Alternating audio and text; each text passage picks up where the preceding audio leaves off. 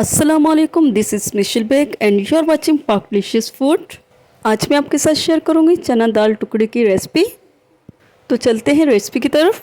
इधर मैंने 2.5 कप चना दाल ली है एंड हाफ लीटर मिल्क को ऐड करेंगे और दाल को कुक होने के लिए छोड़ देंगे। चना दाल को मैंने अच्छे से वॉश करके वाटर में डिप करके ओवरनाइट के लिए छोड़ दिया था एंड नेक्स्ट मॉर्निंग मैंने वाटर को रिमूव कर दिया था और दाल को एक बार दोबारा से वॉश कर लिया था। दाल के गल जाने और मिल्क के ड्राई होने का वेट करेंगे। तो आप देख सकते हैं मिल्क ड्राई हो चुका है और दाल अच्छे से गल चुकी है। अब इसे हम ब्लेंड कर लेंगे।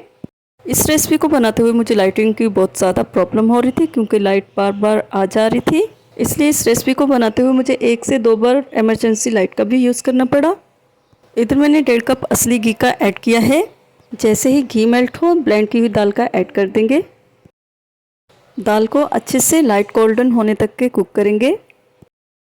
इस स्टेज पर दाल में चम्मच को कंटिन्यू चलाते रहेंगे और फ्लेम को मीडियम लो ही रखेंगे ताकि दाल नीचे नहीं लग सके।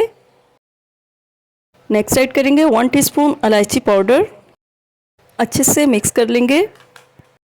दाल को अच्छा सा कलर देने के लिए थोड़ा सा जर्दा रंग ऐड करेंगे और चम्मच को तेज़ी से चलाते रहेंगे। नेक्स्ट ऐड किया है पिसा हुआ नारियल। पिसा हुआ नारियल मैंने 1 कप ऐड किया है और मिक्स करेंगे। इस वीडियो में लाइटिंग की प्रॉब्लम को इग्नोर करिएगा और इस बहुत ही मज़ेदार सी रेसिपी पर ही फोकस करिएगा। अब ऐड करेंगे शुगर। शुगर मैंने 2.5 कप ऐड की है। शुगर को अच्छे से मिक्स करेंगे और चम्मच को कंटिन्यू चलाते रहेंगे। शुगर के मेल्ट होकर अच्छे से एब्जॉर्ब होने का वेट करेंगे। नेक्स्ट ऐड करेंगे खोया।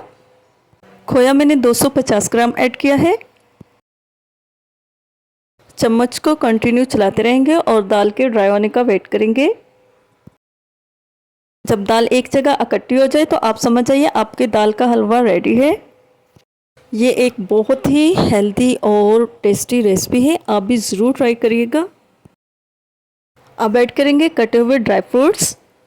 मैंने इधर बादाम एंड काजू का ऐड किया है, आप अपनी पसंद के कोई से भी ड्राई फ्रूट ऐड कर सकते हैं।